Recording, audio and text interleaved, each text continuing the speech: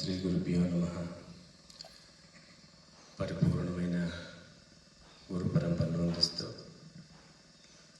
అలాగనే పరమ పూజ్య శ్రీ సద్గురుదేవులైనటువంటి సహజానంద స్వామి పాదాలకు నమస్కరిస్తూ గీతాచార్యులు మా గురుదేవులు అయినటువంటి పరమ పూజ్య శ్రీ నరోత్తమానంద స్వామి పాదాలకు నమస్కరిస్తూ మాతాజీ నమస్కారము. అందరికీ ఇక్కడ వెంకటేశ్వర పెద్దలు వచ్చినారు, వాళ్ళకి నమస్కారం. ఇంకా అమ్మగారు సద్భక్తులు అందరూ ఉన్నారు, అందరికీ నమస్కారము.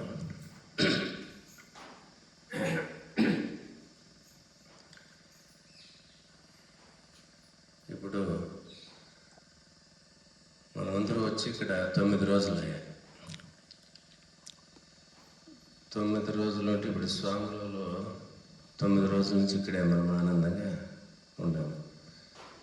ఎలా ఆనందంగా ఉన్నామంటే స్వాములు చెప్పారు 7-14 లోకాలు ఉంటాయి. మనం 7-14 లోకాల్లో ఈ కలియుగం 5 లోకం దీంట్లో బ్రతుకుతూ ఉంటాము. మిగతా స్వర్గలోకం ఉందంట, బ్రహ్మలోకం ఉందంట, అనేకమైన లోకాలు ఉన్నాయి. ఆ లోకాలు మనం ఎవరున్నా చూడాల, మనకు తెలియదు. స్వాములు చెప్తే ఉందేమో నమ్మకంతో మనం జీవిస్తూ ఉంటాము. నా అంతరాత్మలో ఏమనిపించిందంటే ఈ 8 రోజులు 7 రోజుల సప్తాహము, ఈ 9-10 రోజులు మనం ఇక్కడ ఉన్నదే ప్రత్యేకమైన ఇది ఒక లోకంగానే అనిపించింది నాకు వచ్చేసి. ఎందుకు అనిపించాయంటే ప్రపంచాన్ని మర్చిపోతుంది, బెంగళూరుని మర్చిపోతుంది, సంసారాలు కూడా మనమేం తలలోకి రాలా.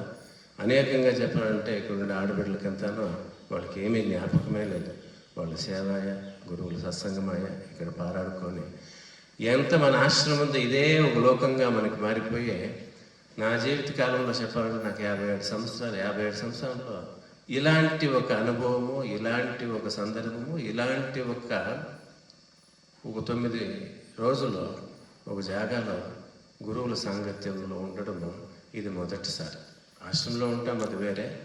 ఇక్కడ సత్సంగమాయ, గురువుల సాంగత్యమాయ, ఏమో మన కార్యక్రమాలు ఏమో చూసుకొని ఒకే చింతనలో జీవించుకొని పోతా ఉన్నామంటే ఇది నిజంగానే చెప్పాలంటే సువర్ణలోకం అనొచ్చు, స్వర్గలోకం అనొచ్చు, మనకి లేకుండా పోతే బ్రహ్మలోకం అనొచ్చు. అలాంటి ఒక అనుభవం మనకి.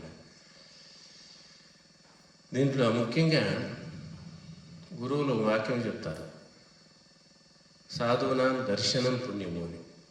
వాళ్ళ దర్శనం చేస్తేనే మనకి పుణ్యము అని. సాధువుల దర్శనం, సంభాషణ మోక్ష సాధన.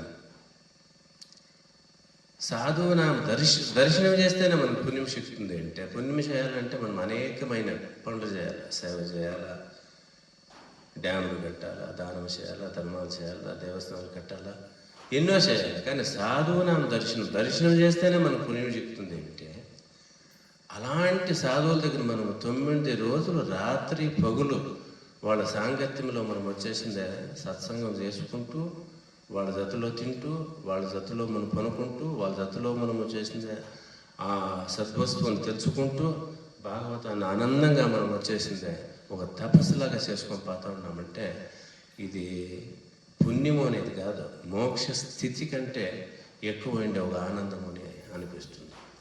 అలాంటి గురువుల సాంగత్యంలో ఉంటేనే మటుకమే మనకి వాళ్ళ నుంచి సంభాషణ మోక్ష సాధన. చూడండి, ఇప్పుడు స్వాములు 7 రోజులు మనకు వచ్చేసిందే సంభాషణ. అంటే ఆ సత్వస్తువు గురించి ఆ గురువులు వచ్చేసిందే ఎప్పుడు మనకి చెప్పుకొని వచ్చేసిందే, భాగవతం చెప్పుకొని వస్తూ ఉంటే అనేక ఆంతర్యాలు లోపటుండే ఒక అద్భుతమైన ఆ తత్వాలు చెప్పుకొని వస్తూ ఉంటే మోక్ష సాధన అదే సాధనం అవుతుంది. మనం ఇంక ముందరకు పట్టుకొని ఎలా గురువులు చెప్పినారో అలా మనం సాధన చేసుకొని మన జీవితాన్ని ధన్యం చేసుకునేదానికి ఆ గురువుల సాంగత్యంలో ఉంటే మటుకమే వాళ్ళు నిదానంగా రహస్యం లోపటుండేది అంతరాత్మ మనకి చెప్పి మన జీవితాల్లో ముందరకు వచ్చేసిందే సాక్కొని మనం మోక్ష స్థితికి పోయేంత సాధన చేయాలంటే గురువుల దగ్గర మనం ఉండాలి.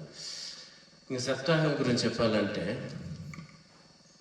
గురువులు ఇప్పుడు వచ్చేసిందే సంవత్సరానికి 4-5 సప్తాహాలు చేస్తూ ఉన్నారు. అక్కడంతా మనం పోయేదానికి ఒక రోజు పోతూ ఉంటాము, వస్తూ ఉంటాం అంతే.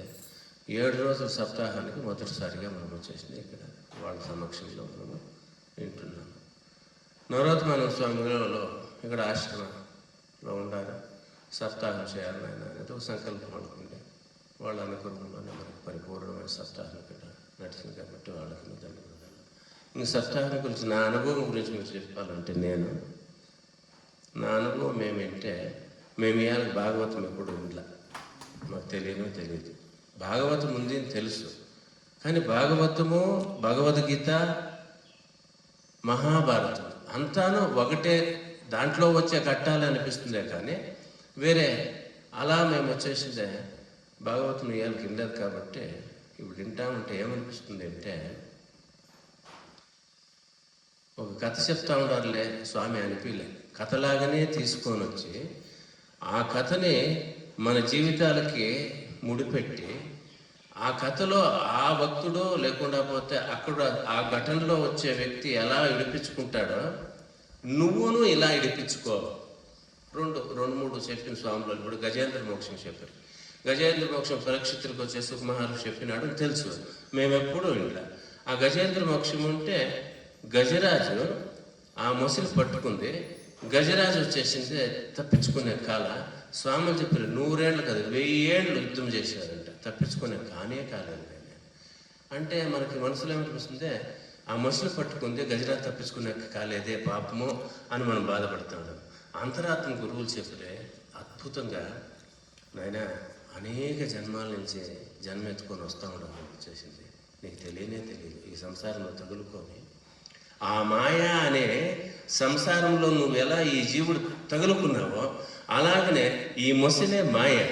ఆ మొసలి నోట్లో వచ్చేసిందే ఈ గజేంద్రుడు, ఈ జీవుడు తగులుకొని అనేక జన్మాల్లో పుడుతూ సస్తూ జీవిస్తూ కష్ట సుఖాల్లోనే పడతా ఉన్నావు, తప్పించుకునే కాలేదు. కాబట్టి స్వామిలో మధ్యంలో చెప్తా అంటే ఆ మొసలు వచ్చేసింది ఏడాడో కరిచేసిందంట. మన సంసారాల్లోనూ మనకు వచ్చేసిందే తెలియకుండా ఏడాడో కరిపించుకుంటా ఉన్నాము, కరిపించుకొని ఏడుస్తూనే ఉన్నాము, తప్పించుకునే కాలం మనకి. అంటే ఈ 1000 ఏళ్ళు ఎట్లా యుద్ధం చేసినా మనం అనేక జన్మాలు యుద్ధం చేసుకొని మనము వస్తాము, తప్పించుకునే కాలం. అంటే శరణాగతి ఆ ముసలికి ఆ ఏనికి కాల లాస్ట్కి వచ్చేసింది. నేనేం ప్రయత్నం చేసినా నేను తప్పించుకునే కాలేదు అని నేను ఎప్పుడు పరమాత్మని శరణాగతి పొందిన పరమాత్మను తన దగ్గరికి వచ్చి విడిపించే. మనం ఏం చేస్తాం, మన స్వశక్తితో ప్రయత్నం చేస్తూ ఉన్నాం, యుద్ధం చేస్తూ ఉన్నాము కాల. ఎప్పుడు మన సొంత శక్తి ఏమీ లేదు, ఆ పరమాత్ముడే గతిని మనం నమ్ముకుంటామో అప్పుడు ఆ మాయ అనే ఒక మొసలి నుంచి ఈ జీవుడు తప్పించుకొని మోక్షం పొందుతాం. నాకు అర్థమైంది ఆ స్వామిలో చెప్పి చాలా సంతోషమైంది. అలాగనే సాగరం వచ్చేసింది, ఛేదనం వచ్చేసినప్పుడు, మతనం వచ్చేసినప్పుడు అమృతం వస్తుంది ఆయన అని చెప్పి స్వామిలో. మేము మొదలు కూడా మాకు ఇంట్లో అట్లా వచ్చేసింది. స్వామి చెప్పుకొని పోతా ఉండాలి కూడా దాని అంతరాత్మ చెప్పారు. నాయన మదనం చేసుకుంటే అనేకమైన షడ్డవే వచ్చా, పాయ మంచివే వచ్చా, లాస్ట్కి లక్ష్మీదేవే వచ్చా. లక్ష్మీదేవి వచ్చేసింటే విష్ణు మహాత్ముడికి వచ్చేసింటే నారాయణకు పెళ్లి కూడా చేసుకుంది. మళ్ళా లాస్ట్లో వచ్చి అమృతం వచ్చాయి. అమృతం వచ్చేసింటే దేవతలు తాగిరి వాళ్ళు స్వర్గానికి పోయి ఆనందంగా ఉన్నారు. మనం కూడా అంతేనైనా ఈ దేహము స్థూల దేహము పంచి కోశాలతో ఉంది నాయన, తగులుకుంది. ఈ పంచకోశాల లోపల పరమాత్ముడు ఉన్నాడు. ఈ పంచకోశాలు సిలికేది మనకు తెలియలే. ఆడ మదనం చేసింది కదా, ఇద్దరు వచ్చేసింది. అలాగనే నువ్వు ఒకటొకటే వచ్చేసిందే ఈ స్థూలమైన దేహం నుంచి పట్టుకొని అన్నమయ కోశము, ప్రాణమయ కోశము, మనోమయ కోశము, విజ్ఞానమయ కోశము, ఆనందమయ కోశము ఒకటొకటి వదులుకోకపోతే పరమాత్ముడు లోపల దాగి ఉంటాడు. ఆ పరమాత్మను పట్టుకోవాలంటే ఈ కోశాలన్నీ తప్పించుకోవాలి. మాకు నరోత్తమానంద స్వాములు వేరే రూపంగా కూడా చెప్పిన ఆయన విషయాలు వదులుకో, అక్కడి నుంచి ఇంద్రియాలు వదులుకో, ఇంద్రియాలు మనసు బుద్ధి చిత్తం అన్నీ వదులుకోకపోతే లాస్ట్లో పరమాత్మ అనుభవం నీకోసమని వాళ్ళు అట్లా చెప్తున్నారు. స్వాములు ఈ పంచకోశాలు దాటుకోకపోతేనైనా ఆడ మదనం చేసి అవతల అమృతాన్ని పొందుగా ఆ తర్వాత వచ్చేసిందే నువ్వు ఈడ మదనం చేయి, ఈడ ధ్యానం చేయి, గురుపాదం పట్టుకో, నువ్వు సాధన చేయి. ఒకటొకటి ఇది సత్యం కాదు, వదిలేది కాదు. ఇది లోపల అంతరాత్మలో వచ్చి వదిలేది అంటే ఇప్పుడు స్థూలంగా అన్ని ఎత్తి అవతల పారేసి జీవించే చేయాలి. మనం కుటుంబంలో ఉండేవాళ్ళం.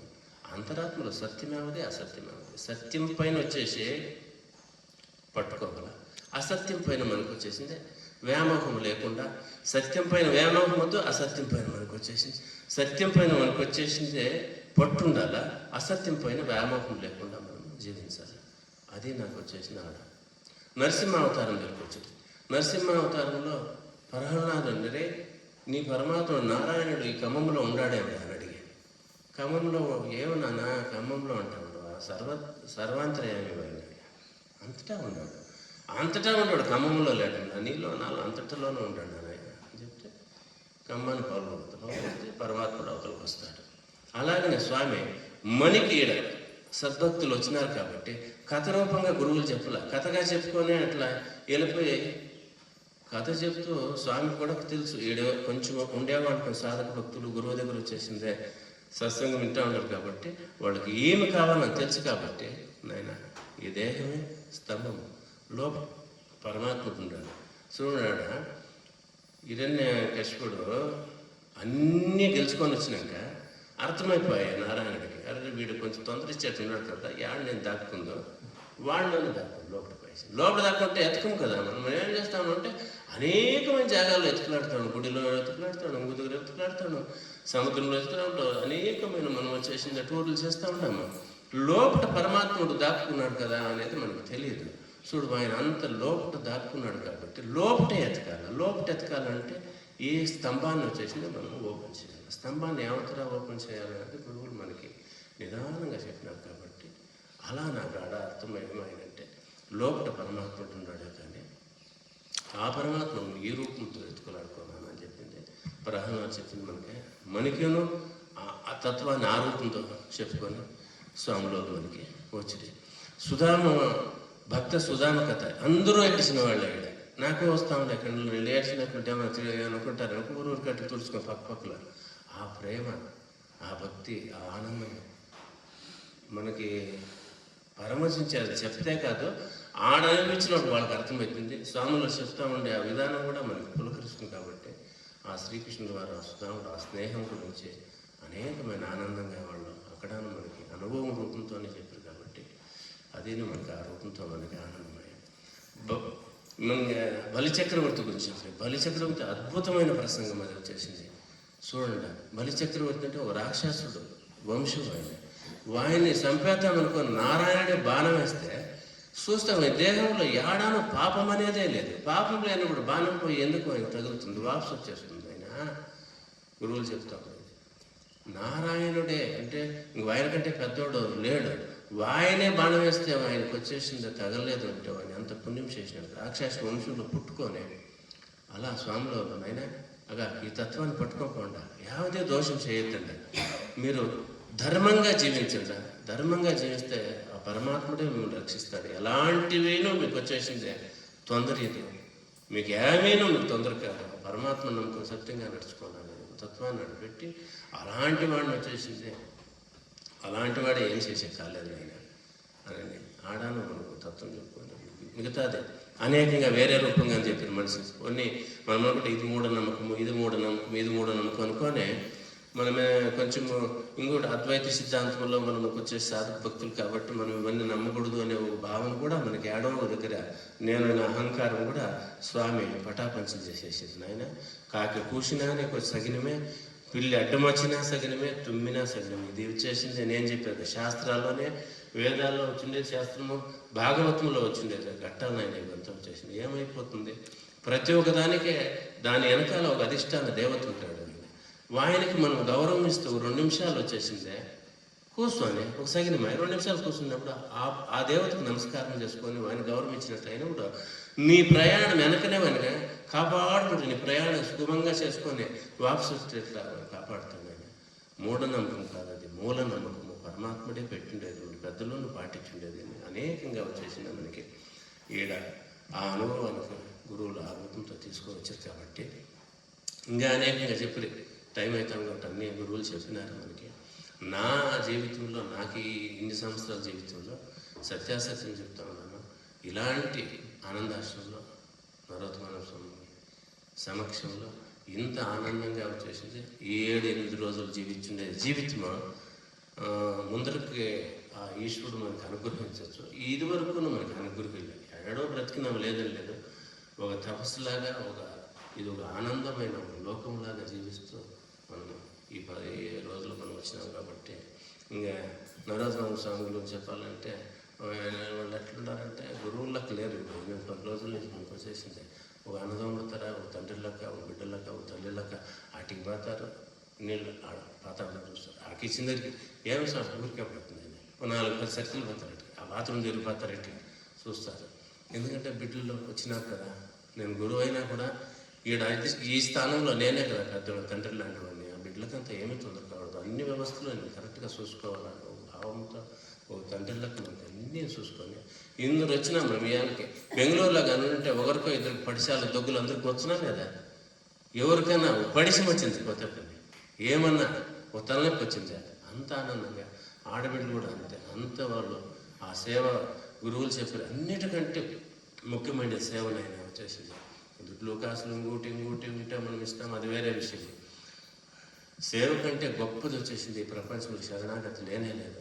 ఆడబిడ్డలు వచ్చేసింది. నిజంగానే చెప్పాను, పేరున వాళ్ళకి ధన్యవాదాలు. అంత అద్భుతంగా మాకు అన్నం పెట్టి, స్వామిలోకి అన్నం పెట్టి, అంత వ్యవస్థలోనూ వచ్చేసి ఆడాను ఎంతో వాళ్ళు తొందర లేకుండా చేసుకోకపోయినా కాబట్టి వాళ్ళకంతా పరిపూర్ణమైన ధన్యవాదాలు తెలుపుతూ, వాళ్ళకేనో ఈశ్వరుడు ఆ గురుదేవుడు ఆశీర్వాదం ఎప్పుడూ ఉండాలి. ఇలానే గురుసేవ చేసుకొని ఇలానే మనం జీవించుకొని సంస్థలకు 2 కార్యక్రమాలు చేస్తారు స్వామిలో ఇంక నుంచి ముందరకు వచ్చేసి సప్తాహం అనుకుంటాను నేను. ఆ కార్యక్రమాలకు 8 రోజులు మనకి ఏమి లే, 365 రోజులు 8 రోజులు ఇటు వచ్చేసింది గురువుల సాంగత్యంలో మనం వచ్చేసి చెప్పలా సాధనం దర్శనం, స్పర్శనం పాపనాశనం, వందనం సర్వతీర్థాన్ని, సంభాషణం మోక్ష సాధనం. వాళ్ళ జతలో ఉంటేనే మనకి ఇవన్నీ మనకు ప్యాకేజ్ వచ్చేది. మనకు వచ్చేసి దర్శనము అవుతుంది, స్పర్శనము అవుతుంది, సంభాషణము అవుతుంది, మోక్ష సాధనం. మన మోక్షం కూడా మనం వచ్చేసి ఇప్పుడు నిజం చెప్తాడు. మోక్షం అంటే ఇప్పుడు స్వర్గం స్వామిలో చెప్పి చూడాల. స్వర్గం అంటే ఎలా ఉంటుందంటే ఈ 8 రోజులు యోచించేయండి, ఇదే స్వర్గం. ఇలానే ఉంటుంది స్వర్గం మనకు వచ్చేసి. స్వర్గం లెక్కనే జీవించినాము ఇప్పుడు 8-10 రోజులు వచ్చేసింది. మోక్ష సాధన, మోక్షం అంటే ఏడపోయి కూర్చొని తినక 8 రోజులు మనం ఎంత ఆనందంగా సంతృప్తిగా ఏమీ మనకి వేరే రూపమైన కష్టాలు యోచన లేకుండా మనము ఒకే మనసుతోనూ గురువుల సాంగత్యంలో సంతోషంగా ఉంటున్నా, అలాంటి సంతోషమే మోక్షం ఏం చెప్పాలంటే. అలా మనం వచ్చేసి మళ్ళా మనం చేసుకోపదాము.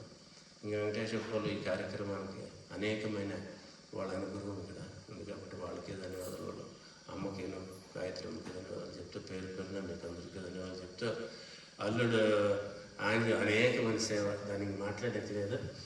ఆయనకి ఆశీర్వాదం ఇలానే, ఆ గురువుల ఆశీర్వాదం ఉండి ఇలానే చేయని వాళ్ళ జీవితంలో ధన్యం చేసుకోండి అని భావిస్తూ, గురువులు ఇద్దరికీనో ఇంకేం చెప్పాలని నాకు అర్థం కాదు.